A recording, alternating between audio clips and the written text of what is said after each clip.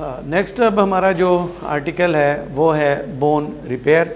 चूँकि हमने पहले ये पढ़ा कि बोन फ्रैक्चर होती है, तो फिर अल्टीमेटली जब फ्रैक्चर होती है और फिर वो उसकी बाद में बोन की रिपेयरिंग होती है। मेथड्स हमने डिस्कस किए, close and open reduction method. अब हम ये देखते हैं इस टॉपिक में कि जब बोन फ्रैक्चर होती है तो वो जो फ्रैक्चर साइट है बोन का, वो रिपेयर किस तरह हो रहा होता है, वहाँ पर बोन के अंदर क्या ऐसे प्रोसेसेस, कौन से ऐसे स्टेप्स परफॉर्म हो रहे होते हैं जिनकी वजह से वो जो फ्रैक्चर्ड बोन है वो एक ऐसी शेप में कन्वर्ट हो जाती है कि जैसे कि वो वहाँ पे कभी फ्रैक्चर था ही नहीं। तो अल्टीमेटली हम उस पूरे प्रोसेस को बोन रिपेयर का नाम देते हैं। बोन रिपेयर जो है इसको हम 4 स्टेप्स में डिवाइड करते हैं। इसके 4 स्टेप्स हैं जिसमें हम इसको डिवाइड करते हैं कि बोन रिपेयर जो है वो 4 डिफरेंट स्टेजेस हैं, उनसे एक बोन गुजरने के बाद अपनी ओरिजिनल स्टेट को रीगेन करती है फ्रैक्चर के बाद। इसमें जो सबसे पहला स्टेप है that is the number 1 step जो है that is the haematoma formation, या उसको हम नाम देते हैं ब्लड क्लॉट फॉर्मेशन। अब जब फ्रैक्चर होता है बोन में, तो जिस जगह पे फ्रैक्चर होता है वहाँ पे जो टिश्यूज़ होते हैं वो डैमेज हो जाते हैं, ब्लड वेसल्स वहाँ पर जो होती हैं वो रैप्चर हो जाती हैं, और उस फ्रैक्चर्ड साइट पे ब्लड जो है वो अकोमुलेट होना शुरू हो जाता है, इकट्ठा होना शुरू हो जाता है। और उस फ्रैक्चर्ड एरिया में जब ब्लड इकट्ठा होता है तो वो अल्टीमेटली एक क्लॉट की फॉर्म में कन्वर्ट होता है, और उस ब्लड क्लॉट को जो फ्रैक्चर्ड साइट पे बनता है उसको हम नाम देते हैं हीमाटोमा। इसको हम डायग्रामेटिकली देखते हैं। Let's say this is the bone and this is that fractured area. ये बोन में फ्रैक्चर है। अब इस जगह पे जब ब्लड अकोमुलेट हो जाएगा और वहाँ पे ब्लड का क्लॉट जनरेट हो जाएगा, दिस इज द हीमाटोमा। ये क्लॉटेड एरिया है ब्लड का, तो दिस इज हीमाटोमा। ये हीमाटोमा है जो फ्रैक्चर्ड एरिया में जो फ्रैक्चर्ड साइट थी वहाँ पे due to rupturing of tissue and blood vessels, वहाँ पे इंटरनल ब्लीडिंग की वजह से ब्लड इकट्ठा हो जाता है, और उसको हम मैस ऑफ ब्लड को हम जो वहाँ पे बनता है उसको हम हीमाटोमा का नाम देते हैं। इसकी वजह से क्या होता है? इसकी वजह से ये होता है कि इस फ्रैक्चर्ड एरिया में जो न्यूट्रिशनल सप्लाई होती है, न्यूट्रिएंट्स जो होते हैं और ऑक्सीजन जो होती है, उसकी सप्लाई रुक जाती है, ख़त्म हो जाती है, क्योंकि वहाँ पे ब्लड वेसल्स रैप्चर हो चुकी होती हैं। तो जब वहाँ पे न्यूट्रिशनल सप्लाई रुकती है, ऑक्सीजन की सप्लाई रुकती है, तो जो फ्रैक्चर्ड साइट पे बोन के सेल्स होते हैं वो वहाँ पे डेड होने लग पड़ते हैं, मरने लग पड़ते हैं। डैमेज सेल्स जो होते हैं फ्रैक्चर्ड एरिया के, वो डेड होने लग पड़ते हैं, वहाँ पे डैमेज होने लग पड़ते, ख़त्म होने लग पड़ते हैं। और साथ ही इम्यूनिटी भी चूँकि इन्वॉल्व होती है, साथ साथ बॉडी के अंदर एक प्रोसेस है, तो वो हिस्टामीन प्रोडक्शन स्टार्ट हो जाती है। हिस्टामीन एक इन्फ्लेमेटरी सब्सटेंस है। तो अल्टीमेटली हम देखते हैं कि जिस जगह पे फ्रैक्चर होता है उस जगह पे स्वेलिंग जो है वो स्टार्ट हो जाती है। ये वो स्वेलन रीजन है जहाँ पे फ्रैक्चर हुआ है। अक्सर हमने देखा है कि जब बोन फ्रैक्चर होती है तो वो जगह जहाँ पे बोन टूटती है, फ्रैक्चर होती है, वो जगह सूज जाती है, स्वेल हो जाती है। तो उसकी जो वजह है वो हिस्टामीन प्रोडक्शन है। यहाँ पे हिस्टामीन सिक्रीशन स्टार्ट हो जाती है, और हिस्टामीन की वजह से वहाँ पे स्वेलिंग, वो जो टिश्यू है, वो जो साइट है फ्रैक्चर की, उसका टिश्यू स्वेल कर जाता है, और साथ ही उस जगह पे शदीद किस्म का पेन स्टार्ट हो जाता है। इट्स अ पेनफुल और इट इज़ इन्फ्लेम्ड रीजन। तो this is the first step. ये पहला स्टेप है जब बोन फ्रैक्चर होती है, और उसके बाद जब उसका रिपेयरिंग का प्रोसेस स्टार्ट हो जाता है तो सबसे पहला जो स्टेप है वो हीमाटोमा फॉर्मेशन का स्टेप है। अब हम डिस्कस करते हैं नेक्स्ट स्टेप। नेक्स्ट स्टेप जो है that is the step number 2। Fractured area पे जहाँ पे फ्रैक्चर हुआ है उस जगह पे एक फाइब्रोकॉर्टिलेजनस कैलस बनता है, सॉफ्ट मैस बनना शुरू हो जाता है सेल्स का, जो कि कॉर्टिलेजनस सेल्स होते हैं, फाइब्रोकॉर्टिलेजनस सेल्स होते हैं, इसलिए उसको हम फाइब्रोकॉर्टिलेजनस कैलस या उसको हम सॉफ्ट कैलस का नाम भी देते हैं। तो जो दूसरा स्टेप है इसमें, that is the formation of fibro cartilaginous callus और soft callus. Fibro cartilaginous callus और सॉफ्ट कैलस, ये जो प्रोसेस है ये स्टार्ट होता है after few days of the fracture. जब हीमाटोमा बन चुका होता है तो उसके बाद जो सेकंड स्टेप होता है रिपेयर का, वो फाइब्रो कार्टिलेजिनस कैलस या सॉफ्ट कैलस फॉर्मेशन है। इसमें क्या होता है, now let's see again another diagram. This is that bone और यहाँ पे हीमाटोमा है, here it is the haematoma, और इस टाइम तक काफ़ी हद तक स्वेलिंग जो है वो कम हो चुकी होती है। अब इसमें सबसे पहले यहाँ पे कुछ फैगोसाइट्स जो WBC की किस्में हैं और ऑस्टियोक्लास्ट जो होते हैं वो इन्वेड करते हैं इस एरिया को। यहाँ पे फैगोसाइट्स एंड ऑस्टियोक्लास्ट्स ये इन्वेड करते हैं उस हीमाटोमा वाली जगह पे जो फ्रैक्चर्ड एरिया था, और वहाँ पे जो डेब्रीज पड़ा होता है ब्लड क्लॉट की वजह से, रैप्चर्ड सेल्स की वजह से, डेड सेलुलर मैसेस होते हैं, वो सारी चीज़ें ग्रेजुअली ये जो फैगोसाइट्स होते हैं ये वहाँ से स्वैप अप कर देते हैं, उसको वहाँ से रिमूव करना शुरू कर देते हैं, साफ उस जगह को क्लियर करने लग पड़ते हैं। तो नेक्स्ट स्टेप में आप देखते हैं, अब इस स्टेप में यहाँ से ऑलमोस्ट हीमाटोमा जो है that has been replaced out, वो ख़त्म हो चुका है। और यहाँ पे फिर इस फ्रैक्चर्ड एरिया में जो पेरियोस्टियम होती है, बोन की outermost layer which we have studied in the anatomy of the bone, वो रैप्चर होती है, और जब वो रैप्चर होती है तो उस जगह से उस जगह पर जहाँ पे वो रैप्चर होती है उस जगह पर ऑस्टियोब्लास्ट जो हैं उनकी फॉर्मेशन स्टिम्युलेट होती है। यहाँ पे नए सेल्स ऑस्टियोब्लास्ट्स अकोमुलेट होने लग पड़ते हैं, ऑस्टियोब्लास्ट्स वहाँ पर डिपॉजिट होना शुरू हो जाते हैं, और फिर अल्टीमेटली वहाँ पर एक कार्टिलेजिनस मैस बनता है। यहाँ पे इस जगह पे एक formation of fibro cartilaginous mass बन जाता है, सेल्स का एक मैस सा बन जाता है। कैलस बेसिकली एक मैस ऑफ सेल होता है, अनडिफरेंशिएटेड सेल्स का जो मैस होता है उसको हम कैलस की टर्म देते हैं।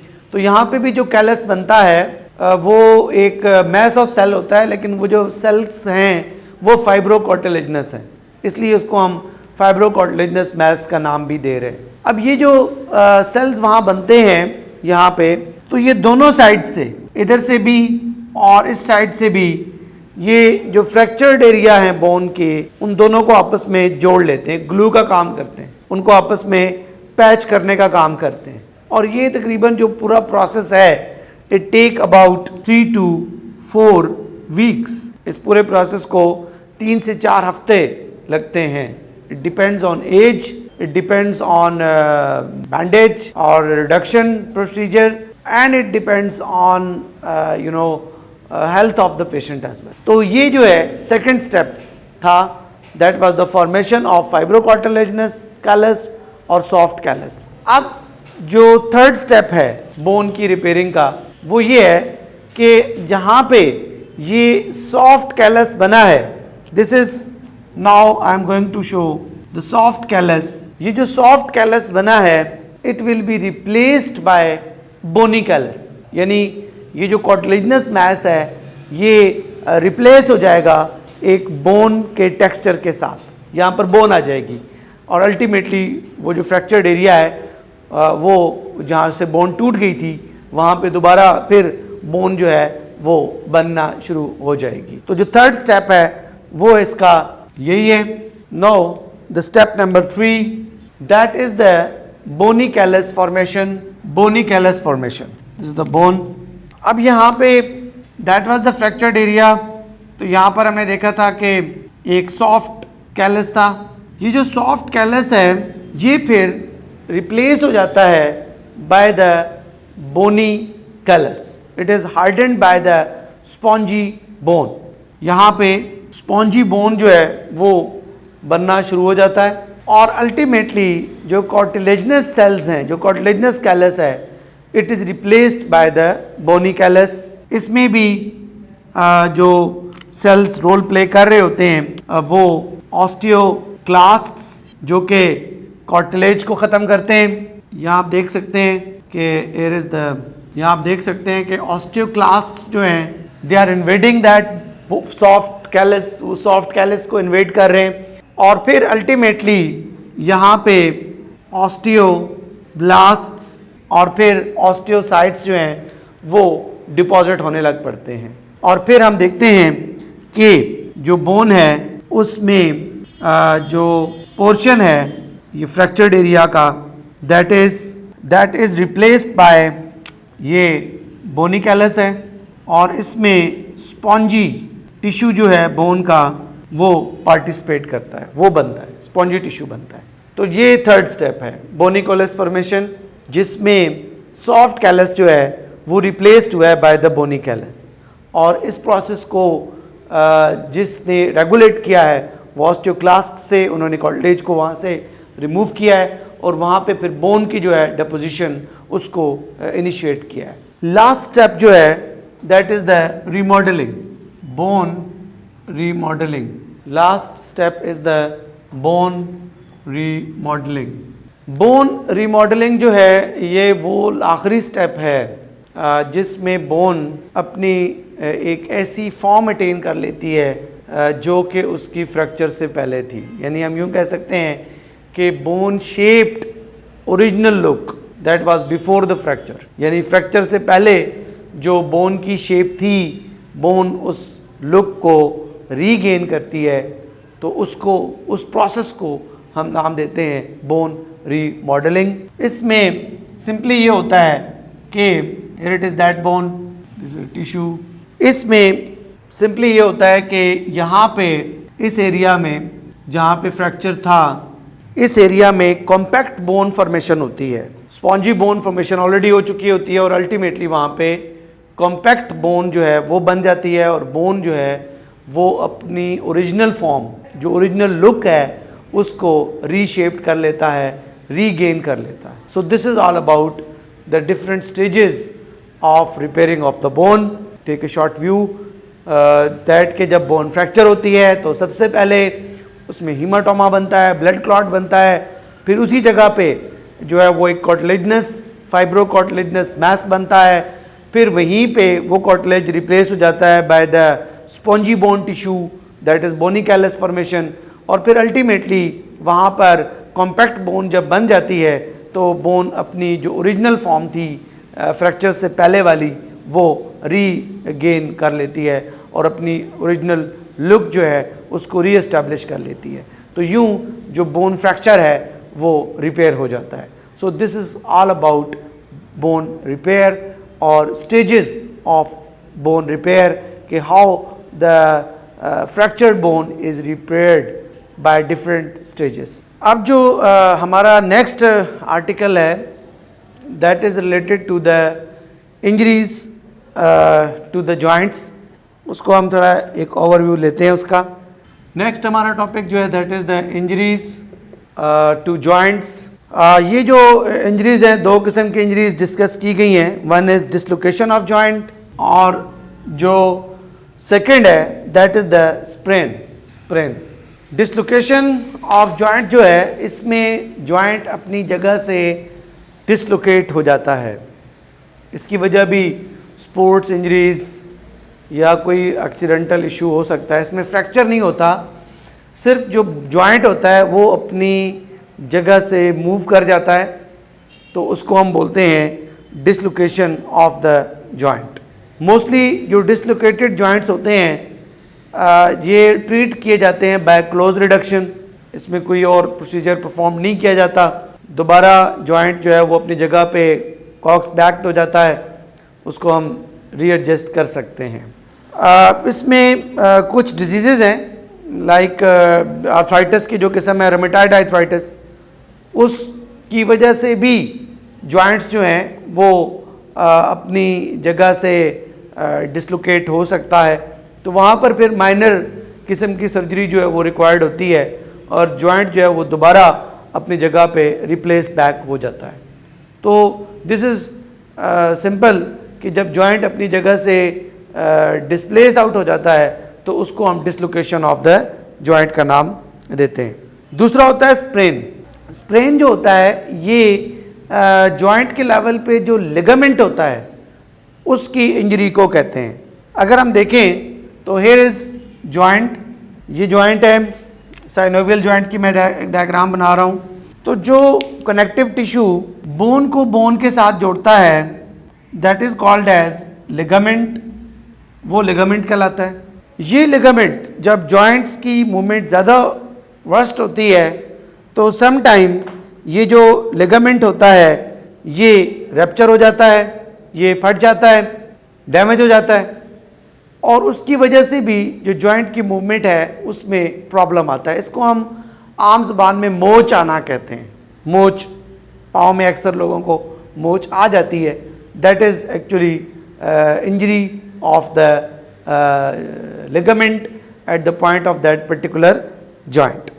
इसको ठीक किया जा सकता है ड्रेसिंग के ज़रिए, आइसिंग के ज़रिए और पेन किलर वगैरह दिया जाता है और थोड़ी बहुत पेशेंट को मूवमेंट जो है वो कम कराई जाती है ताकि उसका जो जॉइंट है वो अपने आप को उसका जो टिश्यू है, रप्चर टिश्यू, वो अपने आप को ईज़िली हील अप कर सके।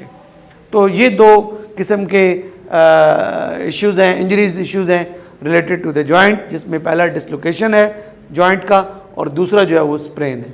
नेक्स्ट हमने ये डिस्कस करना है कि जब कोई इंजरी हो जाती है जॉइंट से रिलेटेड, जब फ्रैक्चर हो जाता है तो हमें फर्स्ट एड मेजर्स में क्या करना चाहिए। सबसे पहले तो ये होता है कि हम पेशेंट को मूव ना कराएं, उसकी मूवमेंट को उसको हम फोर्स ना करें कि वो मूव करे।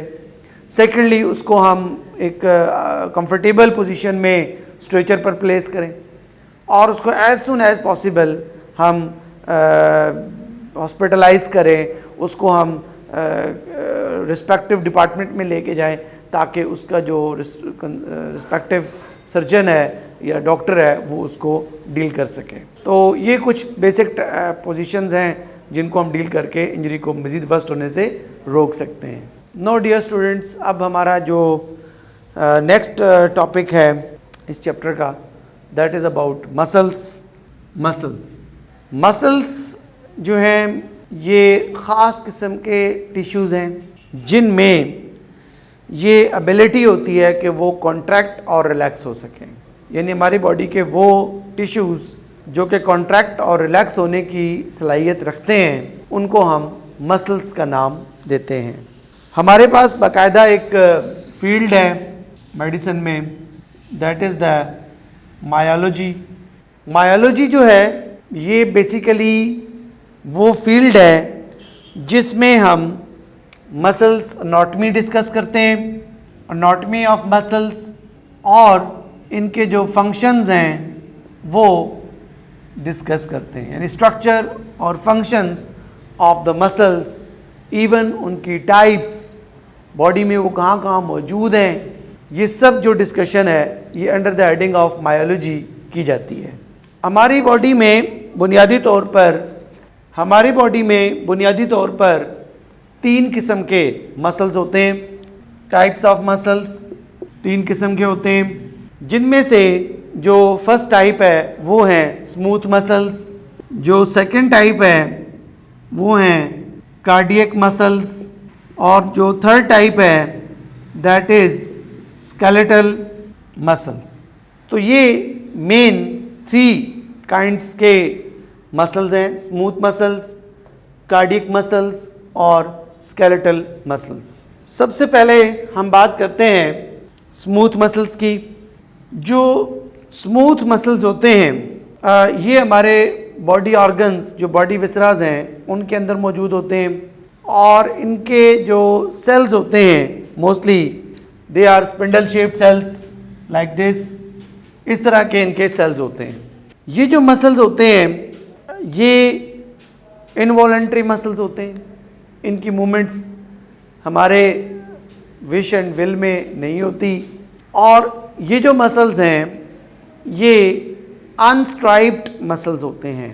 अनस्ट्राइप्ड मतलब ये है कि इन मसल्स में लाइट एंड डार्क बैंड्स जो कि हम आगे देखेंगे कार्डियक मसल्स में आपको नज़र आएंगे, स्केलेटल मसल्स में नज़र आएंगे, लेकिन इन मसल्स में आपको लाइट एंड डार्क बैंड्स नज़र नहीं आते।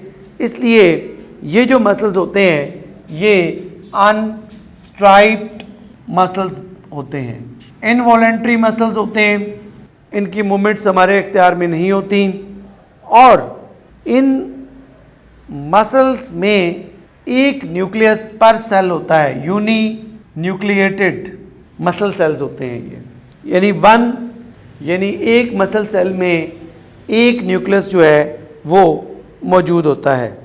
ये मसल्स कहाँ पर मौजूद होते हैं? जैसे कि मैंने बताया कि ये जो मसल्स हैं ये हमारी जो बॉडी ऑर्गन्स हैं, लाइक हमारी इंटेस्टाइन्स हैं, हमारी एसोफेगस है, लंग्स हैं, स्टमक है, ये वहाँ पर मौजूद होते हैं। इन मसल्स की जो मूवमेंट है दैट इज़ इन मसल्स की जो मूवमेंट है that is the slow movement.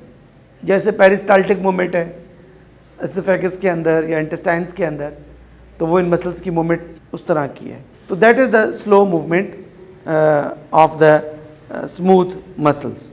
अब नेक्स्ट जो हम देखते हैं मसल्स को, वो हैं cardiac muscles.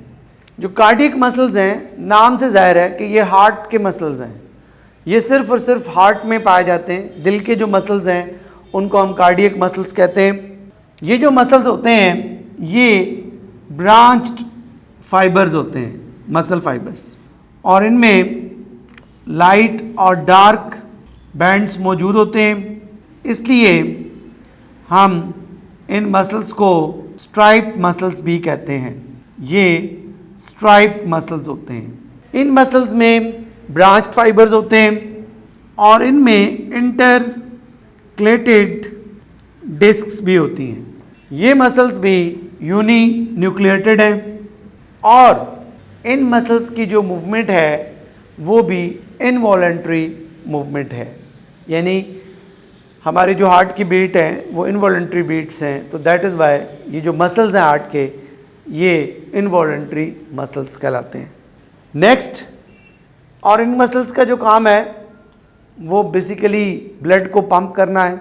Heart is a contractile muscular pumping organ of the body, blood pumping organ of the body. That is why इनका जो रोल है वो बॉडी में ब्लड पंप करना है। इनकी जो मूवमेंट है that is intermediate, it can be slow down, it can be fast, लेकिन ये स्लो और फास्ट के दरमियान एक नॉर्मल रिदमिकसिटी जो है वो मेंटेन करते हैं। तो हम कहते हैं कि जो इनकी मूवमेंट का स्पेस है, जो इनका मूवमेंट पेस है, that is the intermediate movement pace. Next जो है स्केलेटल मसल्स। स्केलेटल मसल्स, हमारा मेन फोकस भी स्केलेटल मसल्स पे रहेगा। हम इसकी एनाटॉमी बहुत डिटेल में डिस्कस करेंगे, इनकी फिजियोलॉजी डिटेल में डिस्कस करेंगे, लेकिन अभी छोटा सा एक introduction with respect to comparison of smooth muscles and cardiac muscles. इनके सेल्स जो होते हैं they can be spindle shaped but they will be striped muscles. इनमें लाइट एंड डार्क बैंड्स होंगे और they can be cylindrical shaped like this. ये जो हैं, तो हम ये कह सकते हैं कि ये जो मसल्स हैं ये भी स्ट्राइप्ड होते हैं। इनमें लाइट बैंड, ये लाइट बैंड होता है एंड ये डार्क बैंड होता है। इस तरह के बैंड्स अल्टरनेटिवली मौजूद होते हैं जिसको स्टायरेशन कहते हैं, और मसल्स जो हैं उनको हम स्ट्राइप्ड मसल्स कहते हैं। ये मल्टी न्यूक्लिएटेड होते हैं, मसल फाइबर्स होते हैं, अनब्रांच्ड होते हैं। अनलाइक कार्डियक मसल्स, ये अनब्रांच्ड हैं। कार्डियक मसल्स ब्रांच्ड थे, ये अनब्रांच्ड हैं, ये भी अनब्रांच्ड हैं। तो ये इनमें, इसका मतलब है कि स्ट्राइप्ड होने की जो प्रॉपर्टी है वो इसकी कॉमन है विद कार्डियक मसल्स, और जो अनब्रांच्ड होने की प्रॉपर्टी है वो इसकी कॉमन है विद स्मूथ मसल्स। ये जो मसल्स होते हैं ये वॉलंटरी मसल्स होते हैं, वॉलंटरी मसल्स, और इनकी जो मूवमेंट होती है वो हमारी मर्ज़ी के चूँकि इख्तियार में है, तो इसलिए वो स्लो टू फास्ट भी हो सकती है। यानी अगर हम इसकी मूवमेंट को रेगुलेट करना चाहें स्लो, तो इट कैन बी स्लो और इट कैन बी फास्ट। चूँकि ये हमारे इख्तियार में है तो इसकी जो मूवमेंट है वो भी हमारे इख्तियार में है, उसको हम अपनी मर्ज़ी से कंट्रोल कर सकते हैं, उस मूवमेंट के पेस को कंट्रोल कर सकते हैं। तो इस तरीके से हम देखते हैं कि 3 किस्म के ये मसल्स हैं।